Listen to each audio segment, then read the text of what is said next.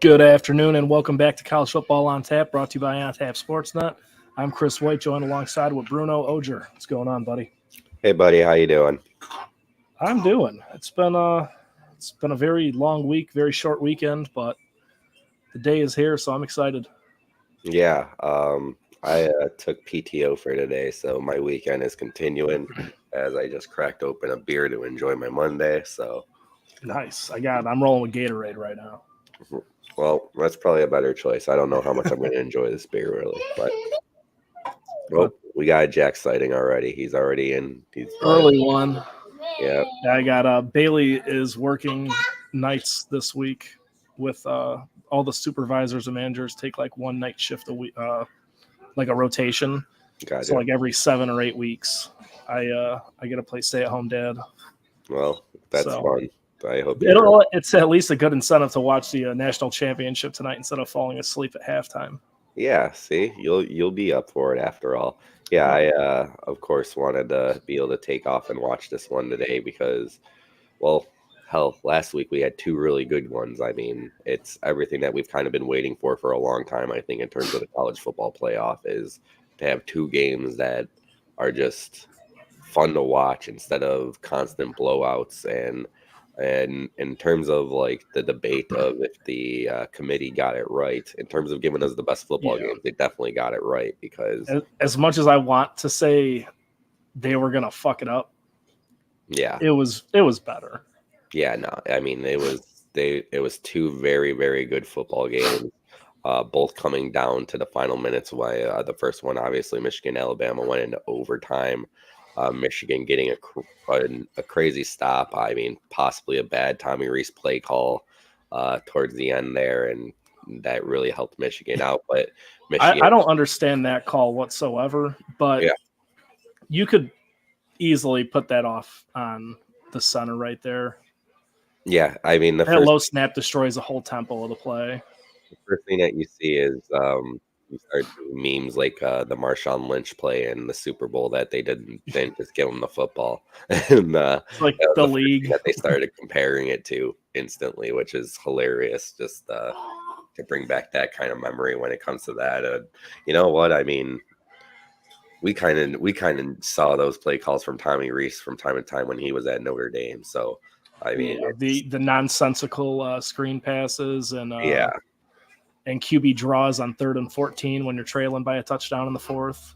yeah, just doesn't make much sense at all, and it ended up costing Alabama. But and then the late cap, Washington, Texas, a different style of football game.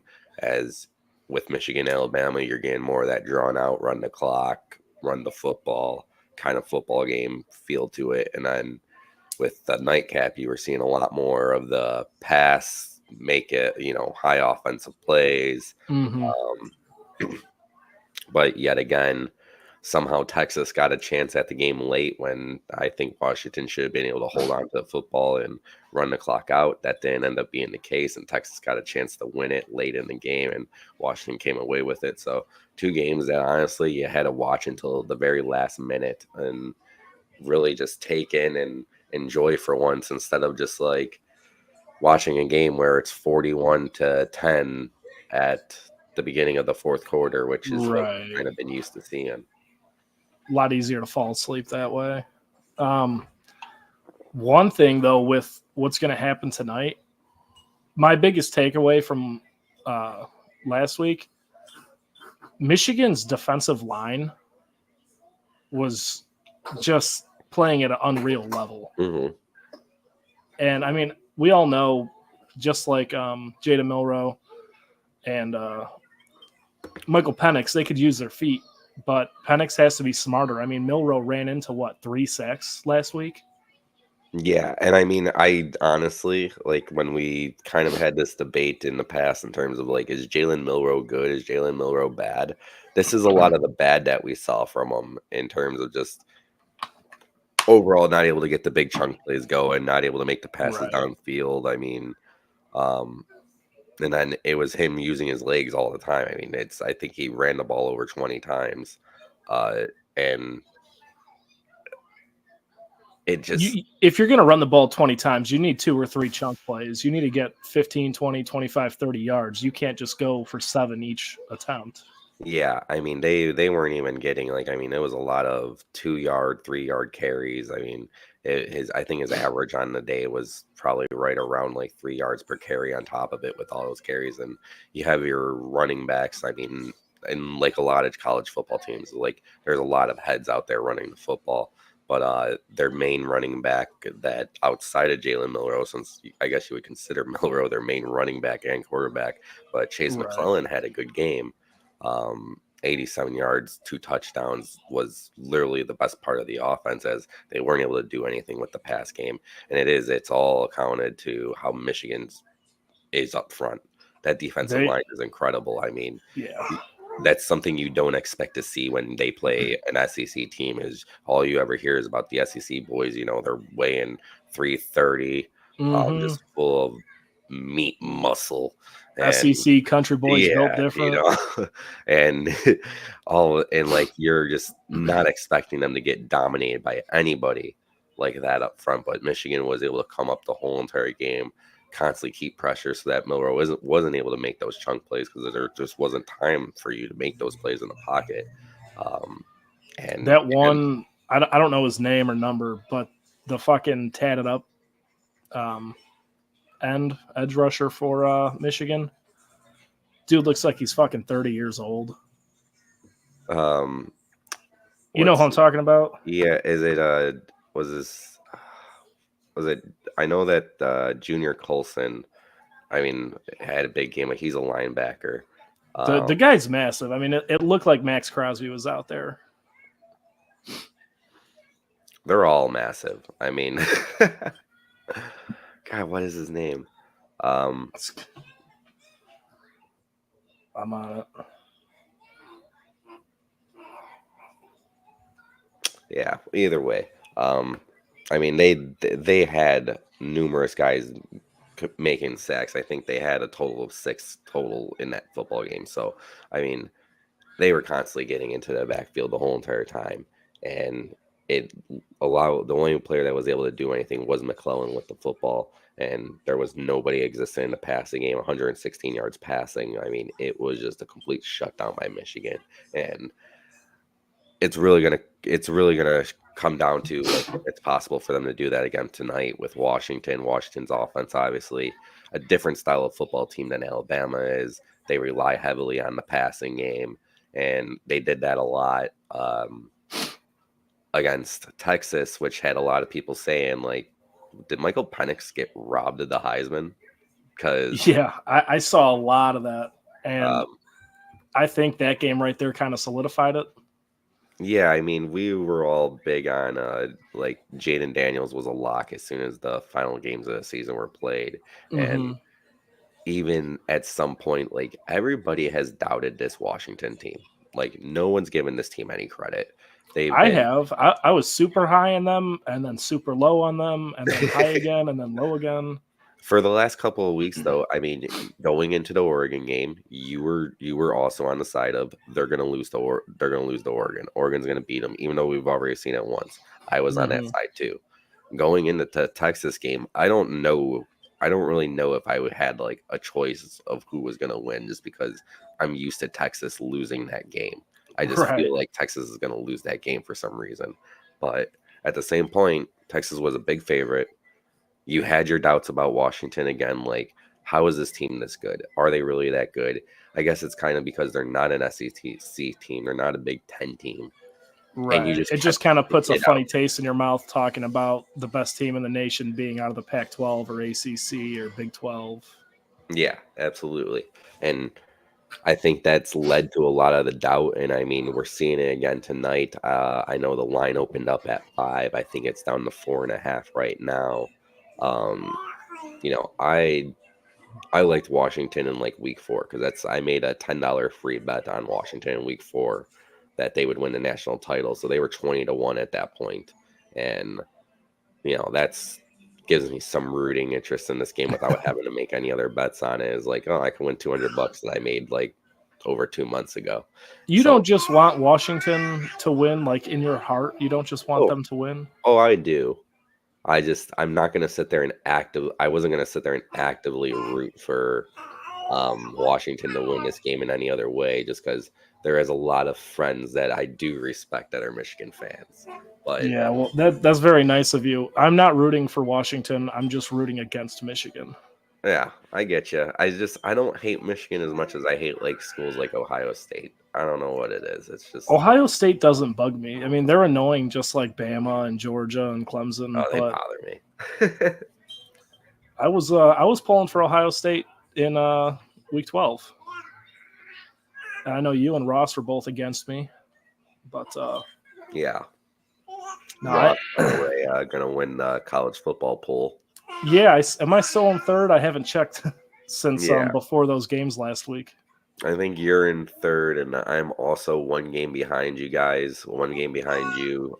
So Yeah, we you really came actually, crawling back. yeah, we all finished in the top 5 of that pool. So I don't know what else can change with tonight's pick. I think I have Michigan picked as the winner on there.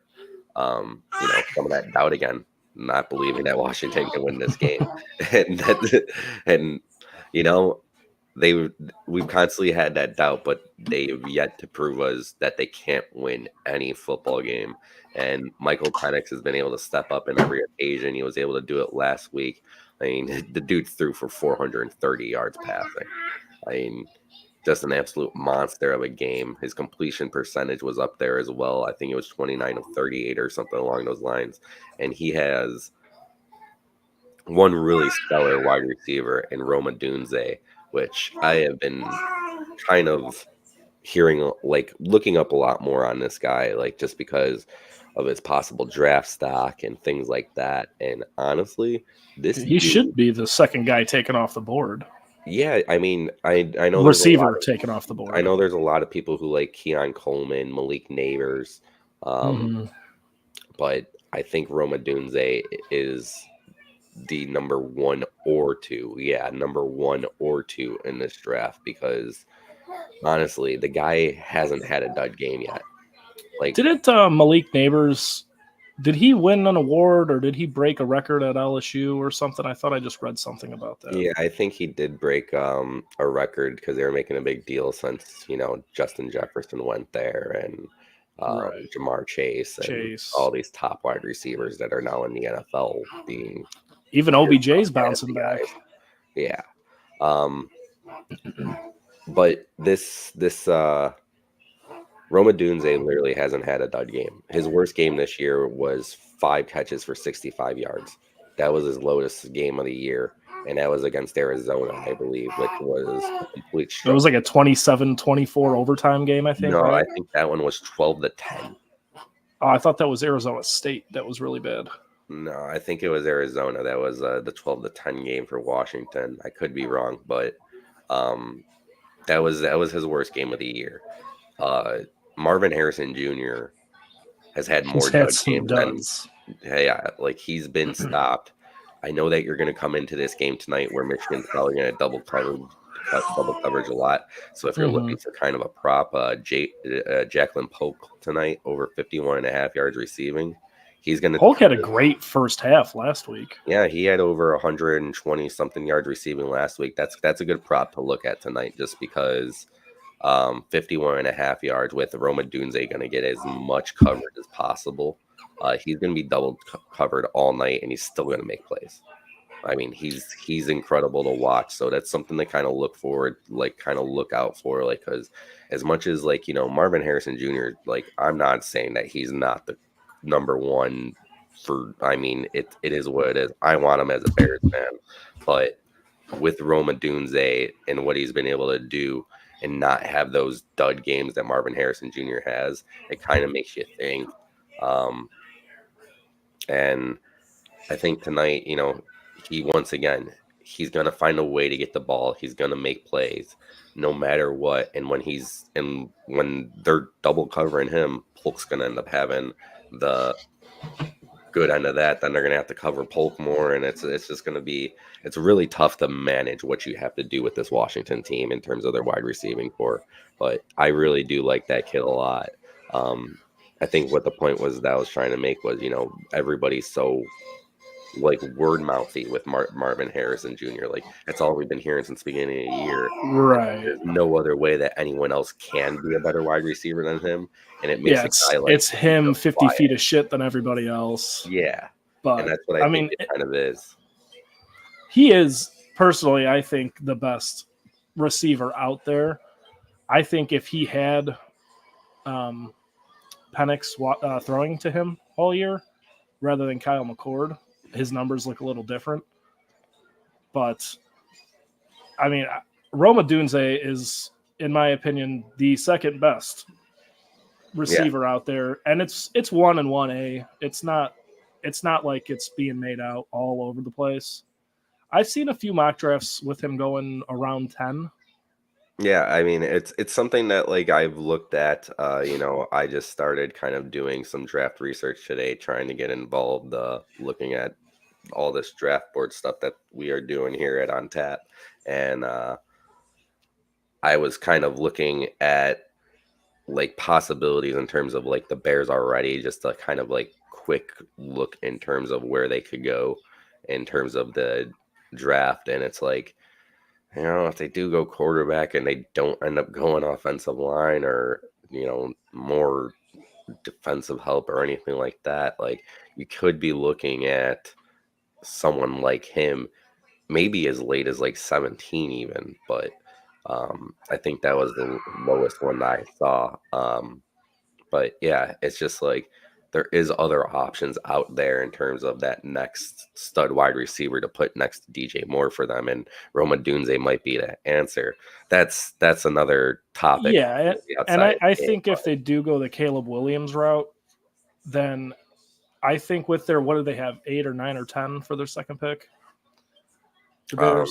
I forget where they landed. I know that I think it was 10 coming into yesterday. I was a little heavily intoxicated during that Bears Packers game and not too pleased, so I didn't really So pay if attention they end much. up going with um, Caleb first overall, and Joe Alt and the dude from Penn State aren't there, I think they go Rome with their 8th, 9th, or 10th pick, whatever it is. I would love to see it, honestly. And Only if, those offensive linemen aren't available. I think Alt will probably go after the guy from Penn State, and I don't think Alt's going to make it past 6 or 7. I don't think Alt makes it past the top five, most likely. Honestly, he's too top tier of a offensive line talent. I mean, if there was a way the Bears could get him, and if they go the quarterback route, and I don't know how I feel about it after yesterday yet. I mean, everything's been a matter of like one game here, one game there. Like, oh, I love Justin Right. Fields. Oh, I hate Justin Fields. Oh, I love Justin Fields. And I am just like I feel like I want Justin Fields, and I feel like I don't want Justin Fields at the same time. I just want to be good next year. I'm so sick of losing to the Packers. It makes me sick.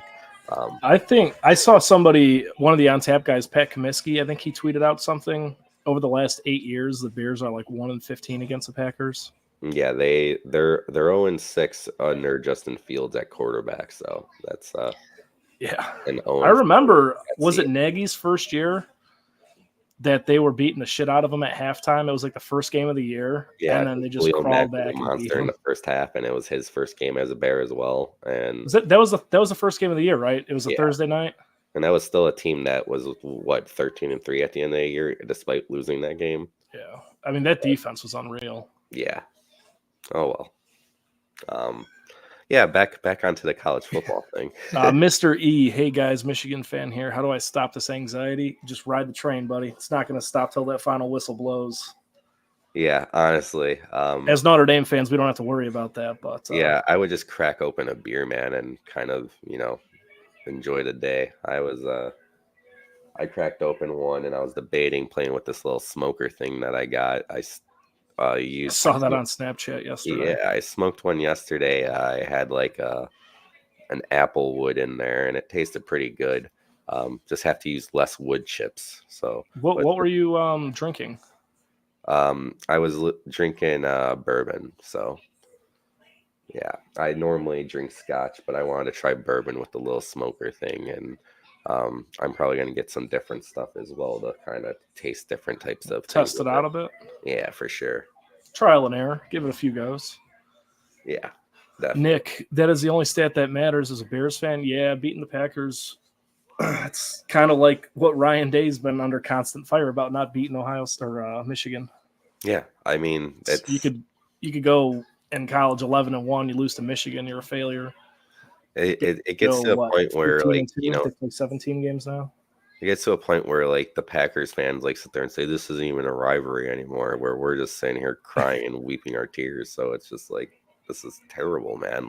I'm sick of seeing it, but Tired of being a little brother, getting beat up yeah, on. absolutely. It's the record up until about a decade ago was pretty close to 500, wasn't it? And they've kind of just ran away with it since then.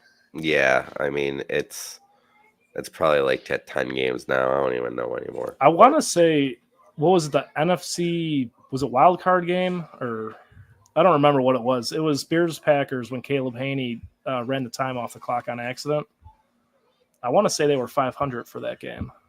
That was 2013, I think. 2013. Was it 13? Yeah, I want to. That sounds like it would make sense. It might have been a little bit earlier too. I know it ain't later. I was thinking 2011, but 13's not far I think it's off. 2011. That makes more sense in my head now that I'm thinking about it. But yeah, back on to college football again. No pop culture today, just strictly NFL. Yeah, seriously. No, what we got out of Washington and Texas last week was a lot of just passing the ball. I know Dylan Johnson got a lot of carries in that game as well, but he ended up getting hurt late, which is something to look into for tonight's game. Yeah, Dylan Johnson is expected to play, but he's been given a very light workload from the coaching staff this week as they try to get him prepared for this game. So that's going to be interesting to see what that does to the Washington run game, which it's going to be hard to establish that already with what Michigan's able to do up front. And I just have a feeling that in terms of the offensive line prospects and who's going to be going to the NFL and stuff, you could probably look at Alabama and see every single one of them being an NFL prospect, where you might not have that with the Washington offensive line. Right. It's going to be it's going to be tough to see Washington without Dylan Johnson given it at least being able to be a big part of the game plan in some form, establish any sort of run game. So they need to establish the run with him if at all possible. And if he's not able to play, hopefully somebody is able to step up in terms of him. So yeah, otherwise it's going to be a long day. It could be a very long game. I mean, the more I keep looking at it, because I don't want to doubt Washington, I just keep on leaning oh man, Michigan might blow this team out. So one thing that we kind of are more taken aback to see is Michigan really hasn't played a big gunslinging program yet. So they had a terrifyingly easy schedule. Yeah, especially early on in the season when Harbaugh wasn't coaching. Yeah, they played Penn State, who, while a fine team, great defense, does not throw the ball, especially long. They played Ohio State, who scored 3 touchdowns and a field goal with 271 passing yards in the air. 271's nothing to what Penix has done several times this year. They played Alabama, and what'd you say Jalen Milroe had last week? 116. Yeah, I mean, we really have no idea. I mean, we know these DBs can tackle, but these one-on-ones, these 50-50 balls, we really don't know how it's going to turn out, especially when playing this receiving core that Washington has that we were just speaking about. Yeah, honestly, it's kind of one of those things, and I know that we say it a lot when it comes to college football games in general, but going out there right away and having the ability to punch them in the mouth, that's what Washington has to be able to do in terms of the wide receiving core, is spread it out instantly, show how fast they are, show how easily they're able to get separation, and kind of open up the rest of the running game and everything else for Washington. Because Penix, he's lengthy, he's athletic, but he's not going to sit there and go and run around with his feet all the time. I think last Hmm. week even he only carried the ball 3 times. It was for 31 yards. So, that's a good percentage there for sure. But he's not doing what Jalen Milroe did all of last week for Michigan. Like Milroe ran the ball over 20 times. Penix isn't going to run the ball 10 times.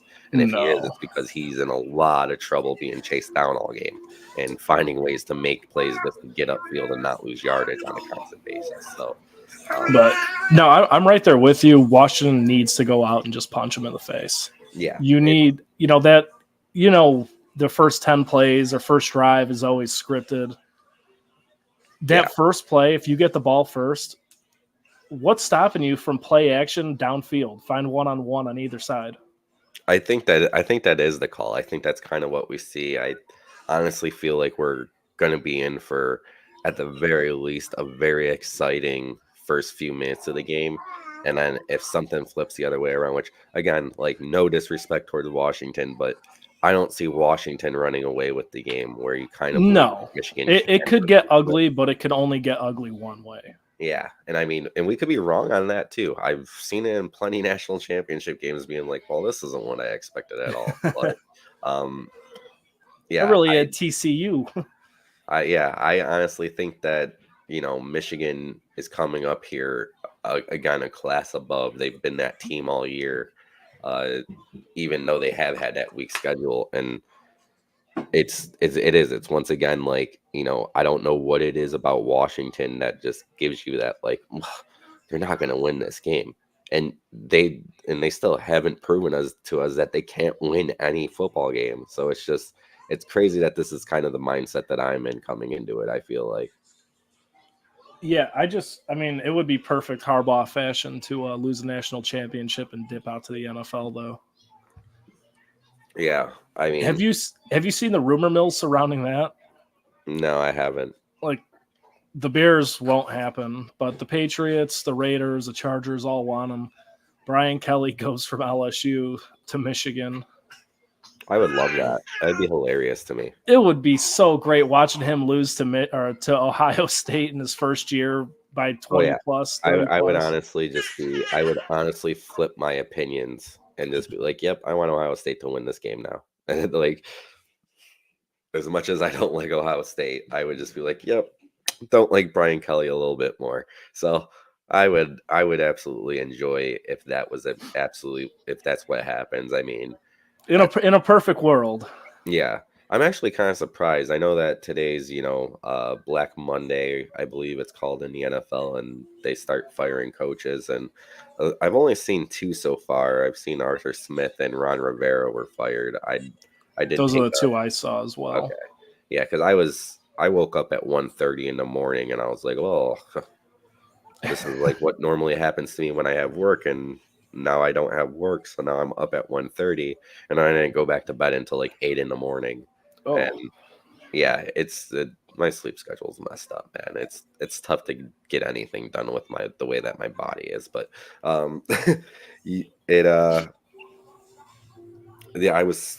didn't see anything for the last 4 or 5 hours. I woke up and got ready for this and started watching a video from last week for On Tap, but I was surprised that I haven't seen that anybody else was fired yet in terms of that, just because it seems like there'd be a lot more. Because I think that what is his name? Is it Staley? Is the head coach for the Chargers? I forget what he got fired mid-season. Oh, did he? Yeah, after that Raiders blowout. Oh yeah, okay, yep, I do remember that now because I was sitting there, man. Yeah, same thing with the Patriots dude that was coaching over in Vegas. What the hell's his name? Yeah, Josh McDaniels. I remember that one. Okay. Never mind. Yeah, so they did clean house a little bit mid-season. Yeah. I was talking to Joe Sanders yesterday. He was thinking Saleh and Peterson might be on the chopping block, but I don't think you could fire Saleh without seeing him work with Aaron Rodgers for a year. Yeah, I think Peterson's name just works. It just carries too much weight to go out after a winning season. I think it's going to be interesting to see how the Bears kind of play out the next few days. Honestly, just because There's no way they keep Luke Getsy around. Like, I'll lose my freaking mind. They especially after they yesterday. they will not keep Getsy, but I think Flus is your coach for one more year. I know I'm okay with that. As long as we get a He's good done some good work with the defense. I mean, that defense was trash, yeah, awful, and yeah. he's really turned it around. It seems like they have a good, happy, healthy clubhouse Yeah, I or completely locker agree with room. that. It's hard not to talk about the Bears still after yesterday. It just There's keeps on just so happening. much to say. Yeah, it's just all the emotions. I don't think I was able to talk about it yesterday. I was just like a pretty bummed out. Just like, ugh, this is kind of what we go through. We even had Ron yelling at me across the bar because Oh, were all you guys at PD's yesterday? yeah, so Ron was yelling at me across the bar because I was saying something. I was like, why is everybody cheering? They didn't even pick it. And Ron was like, he's like, damn it, Bruno, it's because they stopped him from getting a touchdown. And I'm just like, all right. You're right. Sorry. But yeah, Ron don't fuck around. yeah, no, man, he was on a different level. That was some intense Bear fandom right there. I kind of appreciate it. Ron's Um, one of the big ones. but yeah, so Quinn Ewers with that game last week, Washington was able to stop him. Everybody thinks JJ McCarthy is a better prospect than Quinn Ewers at this point. So, Really? oh yeah, JJ McCarthy is really kind of moving up on everyone's boards. Like, I heard one guy on 670 last week saying that JJ McCarthy was the next Patrick Mahomes. So, Like somebody calling in said that? no, it was an actual like, Oh God. yeah, it was actual like analysts saying it. I forget which show it was on. I think I I listen saw to a one lot of mock Gabe draft. Ramirez at night because that's the only time I could really listen live. I listen to Mulligan Hall live a lot in the mornings, but I Before you don't. get off. I don't get Bernstein and Holmes and Parkinson Spiegel too much anymore. Is Layla Rahimi still around? Yeah, she does Holmes and Bernstein on Wednesdays. I love Layla Layla. Wednesday, bro. And she's also like the head anchor at NBC Sports now. So, or and not NBC Sports, NBC, the actual news channel, our main channel 5 here. I don't love Parkins and Spiegel, so I get off work at noon, and I I'm love too Parkins. early for Mully and Haw, so I'm kind of. Parkins kind of is like he's a super nerdy, like kind of over. I know who they are. I just don't love them. Yeah, I like him. He's a betting guy. I like betting people, They talk a little Hawks too. Not a lot of guys do. Yeah, no, like Bernstein doesn't talk about him at all because he's like very like social justice warrior-ish, But Haw talks about the Hawks a lot. They have Chris Chelios on a lot of the times when I'm driving home from work in the morning, and I really enjoy that segment because it's like you don't have too many segments where you get a little hockey talk. And even though I don't think I could watch too much more Hawks games this year without Connor Bedard for a few weeks, Not for a few weeks when Foligno and Bedard come back. I did get to watch. I watched most of the U.S. Juniors tournament because of it being on at such a weird time in the morning. So I was like, okay, and I watched a gold medal game on Friday. So at least I got some fun hockey to watch this year. Very accessible for our early hour people. Yeah, I mean, I was thinking about going to a Wolves game. I don't know if they're any good. They could be my entertainment. I have no idea. They're on channel 50 all the time. So Skates is a pretty badass mascot, though. Yeah. Oh, yeah. He might be the best in Chicago, honestly. Come on. I know. Benny the Bull. He ain't better than Benny. He ain't better. Come on. I know. Yeah. So, but yeah, back onto that. JJ McCarthy, he's been shooting up a lot of boards, and I do not see the appeal. Yeah, I'm just here and to it's not me hating Michigan. Give you what I did see one mock draft. I don't remember who they took first, or maybe second. Maybe they traded back. It wasn't Harrison Jr. or Caleb Williams, but there was a trade back, and then they took Brock Bowers at 20 and JJ McCarthy early in the second. I'm like, who the fuck is writing? Who is literally typing this out thinking this is a good idea? I don't know, man. This is probably Poles writing this out, thinking like I'm about to turn this franchise around. Like this is why the Bears are the Bears, man. Yeah, man. Just create your own draft positions for everybody. That'll work. But no, I that's what I've been hearing. You know, there's a lot of faith in where JJ McCarthy might end up going in this draft and like where he is in general. It's like there's something that people like about him. I know that he's not on the Caleb Williams and Drake May level yet, but we haven't even seen him throw the ball. Except for that time he threw the ball. There were a couple. I mean, out of the last, how many games have there been since Penn State? 4? Would he throw the ball sub 15 times in each of those games? I mean, that's where his Heisman chances slipped away. He was, what, second or third in betting? Yeah, he was up there for a while. But, I mean, I don't know. There's no rhyme or reason for it. Maybe they don't throw the ball because they don't need to. But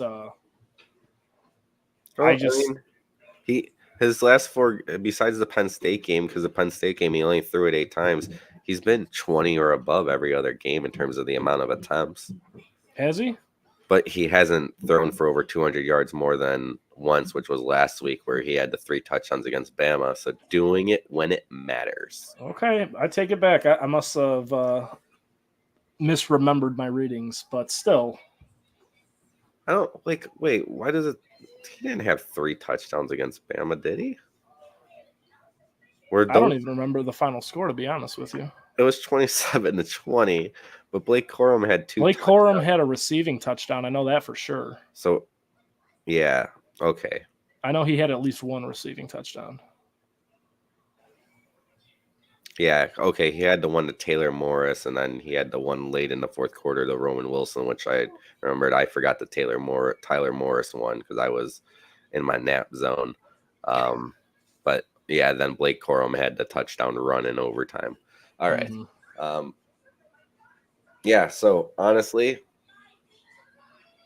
this game tonight, it's honestly gonna be how does Washington withstand what Michigan's defense is able to bring. Are they able to score to that point? And can they not let Michigan control the clock? I mean, that's the style of football Michigan plays. They're going to run it down their throat. Blake Corum's going to get the ball 25 plus times. And you got to stop Blake Corum. But she's probably going to run for over 100 on you either way, even if you are stopping him. So the yards at the end of the day might not be all you need. Like, you just need to limit the amount of times that he breaks big on you. Right. But if he gets 100 over 30 attempts, it's whatever. But I think Washington, it's kind of a sticky spot because if you're Washington, you obviously don't think you're an underdog going in. But yeah, most of us probably see it that way. So you probably want the ball in the second half. But if you could get the ball in the first half, shave 6-7 minutes off that clock and come up with 6, not 3, that will set the tone for the entire game. Yeah, I mean, it's what Washington knows they have to do is be able to get out ahead of them. I don't think you're going to be in a good position if Michigan goes up even 10-0 at some point in this game. Like, it's going to be tough to battle back with what that defense is able to do. Even if it exceeds 1 score, you got to start looking into whatever you can if you're on those sidelines. Play calling, I mean, whatever you can do to stop them immediately, because once it's out of 1 score reach, it's not going to be fun for Washington. Yeah, because they're gonna start feeling the pressure. Michigan's going to be bringing it more. Stupid mistakes. Michigan's just going to cruise along, eat the clock, score touchdowns. But you also, I mean, we have to give credit to where credit's been due with Michael Penix this year and his ability to kind of handle the pressure situations and pull out these games and get the wins no matter what. I mean, but Washington honestly hasn't had too many games where they had to feel the adversity. I think honestly that one game was that game that they almost lost to Arizona. And outside of that, they've been the team that's been ahead. They've been able to get out ahead, and that's kind of what's made them really successful because you weren't ever too worried about them when they played Oregon a couple of weeks ago. I mean, it literally was like, okay, well, Washington looks like the better team. And I wouldn't say we felt that way the first time that they played Oregon.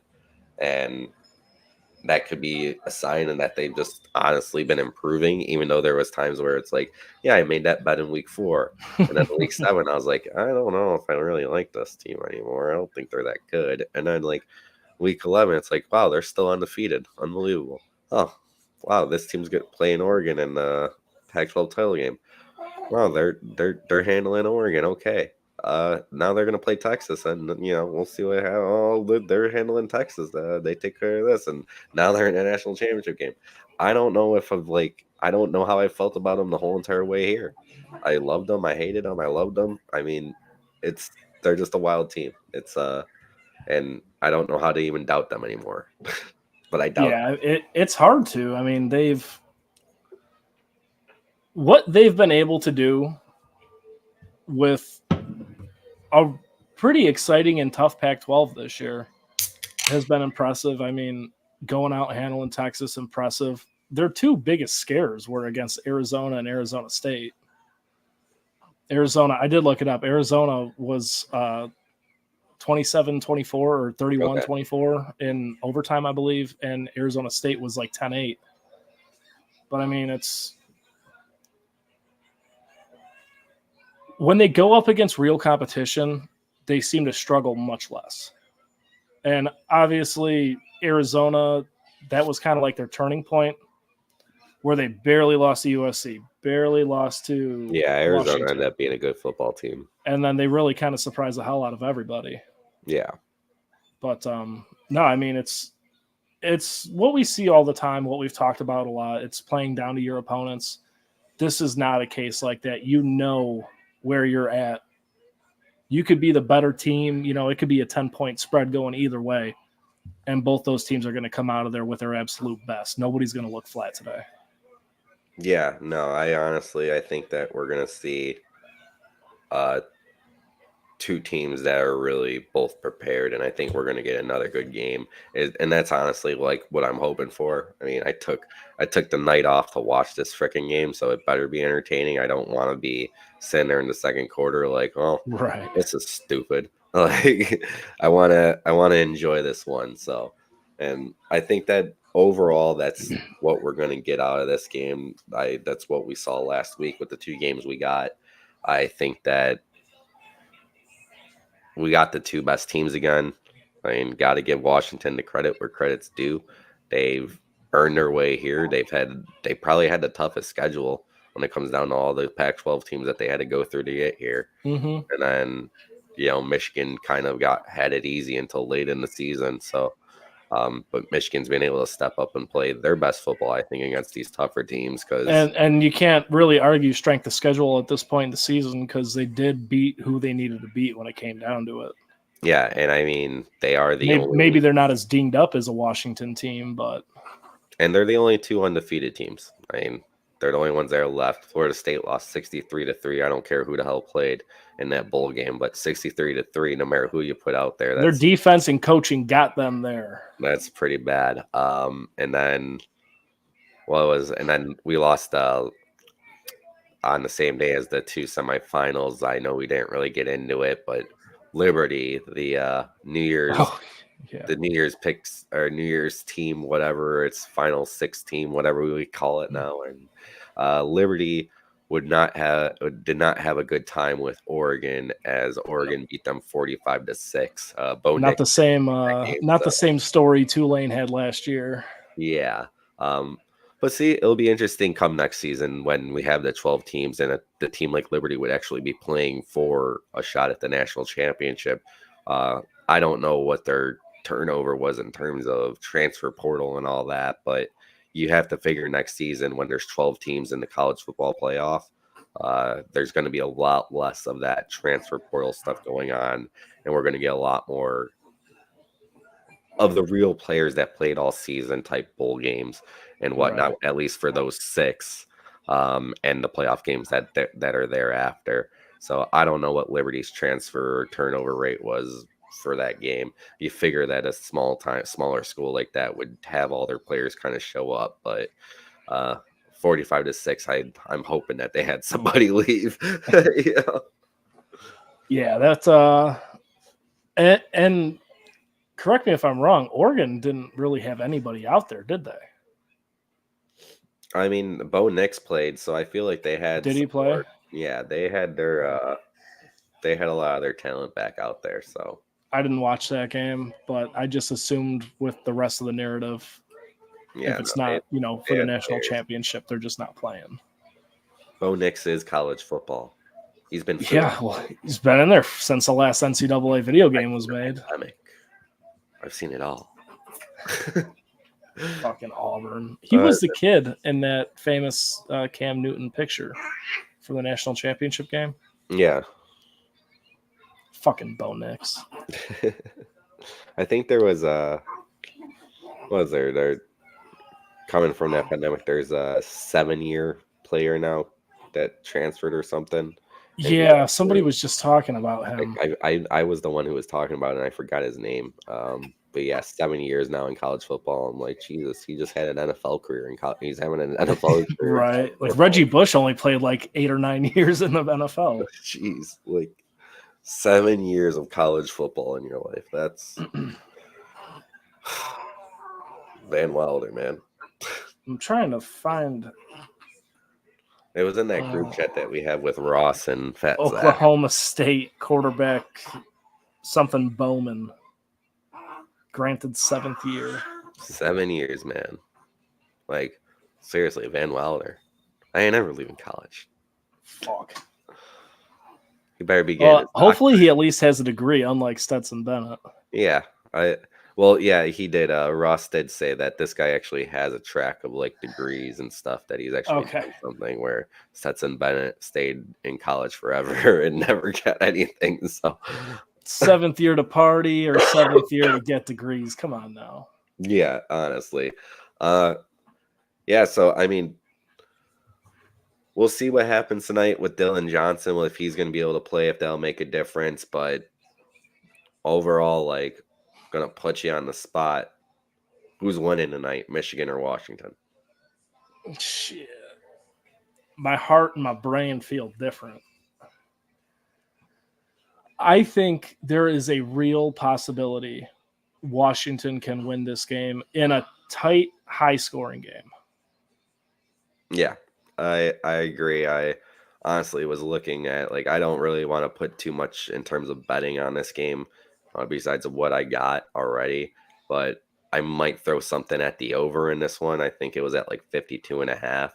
And I'm just like, I could see this being like a 37-34 contest. Like, that'll cover the over by plenty. And that's I want to say the ESPN bracket we did, I had Alabama, Washington going to the final. But for the final, I think I put like 73 points combined.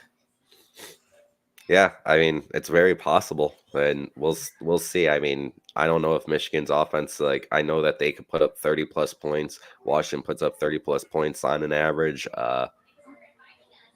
but two different styles of football. Michigan's, not all about going deep and making the chunk plays all the time. They pound the ball away. Washington's going to be trying to move the ball quickly downfield. It can make for a very interesting just dynamic in general and seeing, because you don't want Washington to be a team that's making mistakes by trying to do too much too early, but you also don't want to not be doing enough early enough to stay in it too. So it's going to be interesting to see how it comes out. I mean, Michigan's going to keep pounding. I think like I've talked myself out of Washington and talked myself into Michigan. That's what I've been doing. And that's what I don't know. I don't. Something tells me this Washington team is just a team of destiny, and Washington's going to end up pulling this game out tonight. And the last year of the Pac-12, I mean, yeah, it's got to be written out. I think it was Roma Dunze yesterday in an interview saying how sad he was that this is the end of the Pac-12, and he's like, it kind of like going out for the Pac-12, gonna go do this for the one last ride. Like who the hell wants to watch the Pac-2? Me, dude. Oregon State, and is it Washington State and Oregon State? I thought it was Cal who couldn't find a home, but I just read that they're I don't know who they're going to, but I know that they're not a part of the Pac-2. I thought it was Cal too, but I don't know. It might be. There's too many damn teams. all this damn Fucking transfer California, USC, realignment. UCLA, Cal. But got Sloan going a little haywire over here. All right, Sloan's telling us it's time to wrap it up. We did kind of talk about already. Ross is going to end up winning the college football pool. Chris White's right there in third. I'm right there, right behind him. So top 5 for the 3 guys that have been doing this college football show. I think we had 26 people on short notice. We'll kind of see. I know that we were talking about trying to do something for March Madness. We'll be back with probably another show within the next coming days after this national championship game. And I'll be active on Twitter. I'll be all about it tonight. Totally dug in on this game. Excited to be able to have the night off just to watch this and totally dive right in and do nothing but focus on this game that I hope is damn worth the vacation day. I couldn't justify using the day already, but I haven't used any PTO days since I started this job, and I've been there for over 6 months. So mine resets on January 1st. So I had 3 days. We get 3 days every 3 months. We get 3 days or something. So I didn't use any of my 3 days, and now I just got another set of 3 days. So I used this one and next Monday, and nice. No Mondays in January for me. No Mondays, dry Mondays.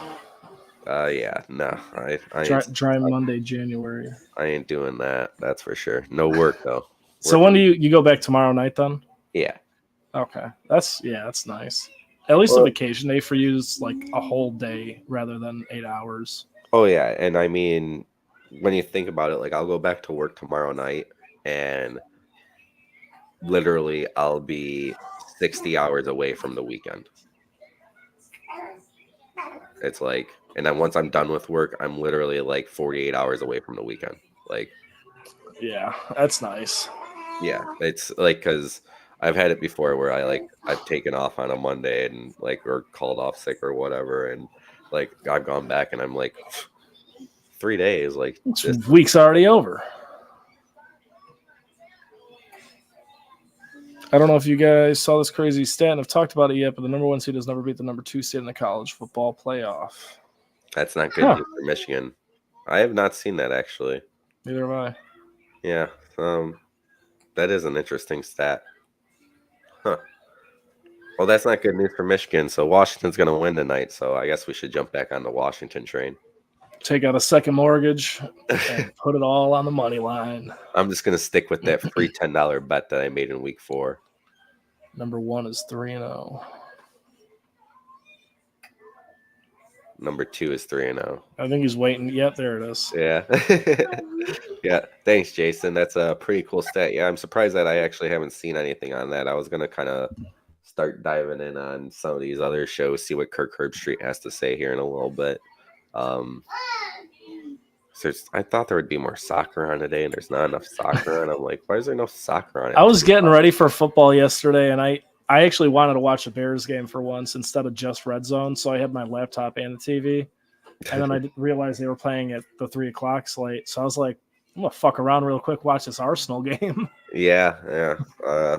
The FA Cup going on. It's good to see Chelsea get a dominant win. It hasn't really happened much this year. So, and I know Arsenal was playing Liverpool in the FA Cup, and Liverpool's missing Mo Salah right now. But that's another sport. But yeah, that means nothing to me. I think that we might have we'll have some more stuff going on for March Madness. Try and do some college basketball thing with that. So yeah, we definitely plan on doing something with March Madness. There won't be any money involved, but there will be prizes, whether it's tickets to games or fan apparel or whatever. Yeah. Yeah. So, well, we'll keep you updated with that as we go on. And we'll talk more maybe this Friday or next coming Monday or whatever after we get through this national championship game.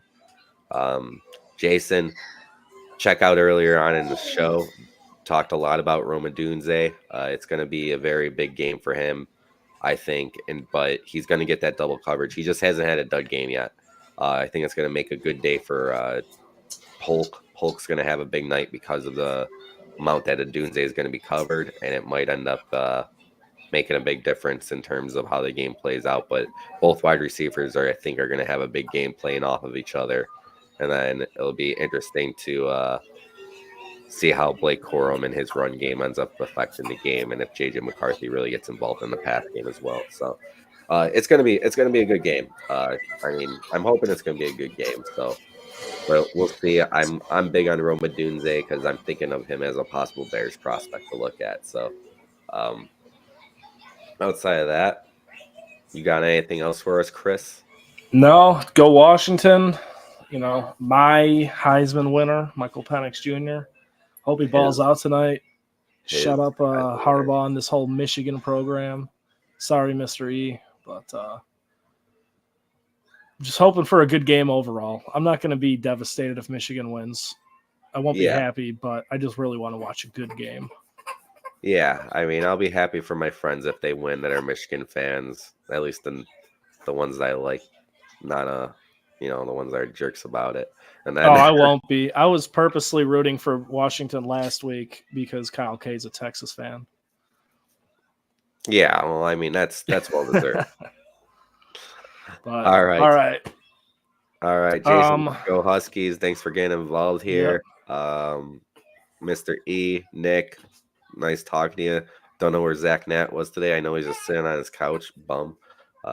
So other than that, enjoy the game tonight.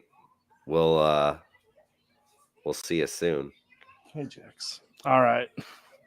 This has been College Football on Tap, brought to you by On Tap Sportsnet. Have a good one. Jackson.